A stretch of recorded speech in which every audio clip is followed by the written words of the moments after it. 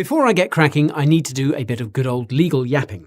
I'm no financial advisor, and if you came here looking for financial advice, well, you've landed in the wrong place. This is meant solely for education and entertainment, mate. If this is your first time here, my name is Guy, and crypto is why I'm here. So, lend me your ear. Here at the Coin Bureau, we keep you up to date with the best content on the block. Coins, news, tokens, reviews, anything to make your knowledge run hot. Now, I know that time is of the essence, which is why I've broken up the video timeline into different sections. Feel free to skip around to the part you'd like to know more about. Use it sparingly though, because I share a lot of golden tips and I would hate for you to miss out.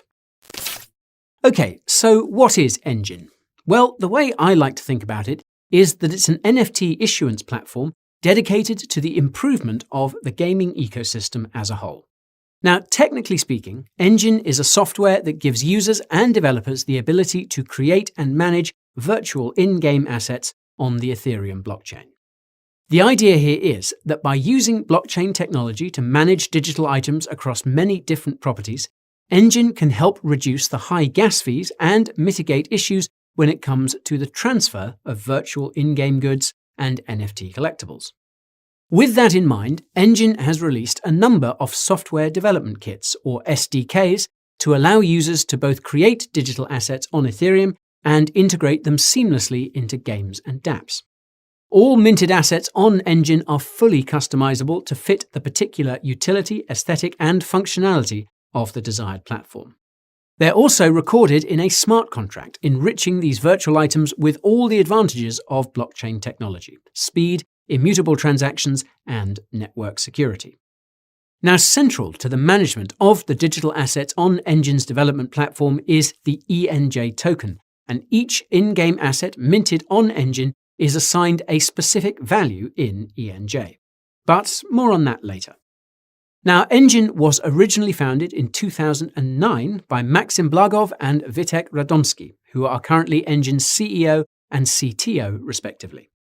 Since founding, they've grown their first product, the Enjin network, to over 20 million gamers worldwide.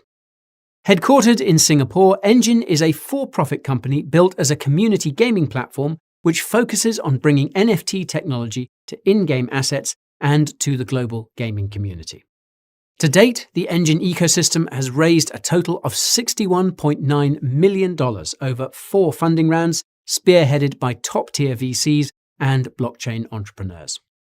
Enjin raised a total of $23 million during its initial coin offering, which it held in October of 2017, with its pre-sale in September selling out at a whopping 38.8 thousand ETH, or approximately $12 million at the time.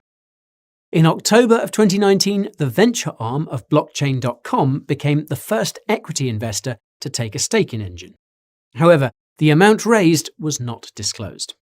Fast forward to March of 2021, Enjin secured a $19 million venture round led by heavyweight VCs Hashed Ventures, DFG Group, Block Tower, and Fenbushi Capital, among others, to build a Polkadot-based blockchain dedicated specifically for NFTs, which we'll come back to in a bit.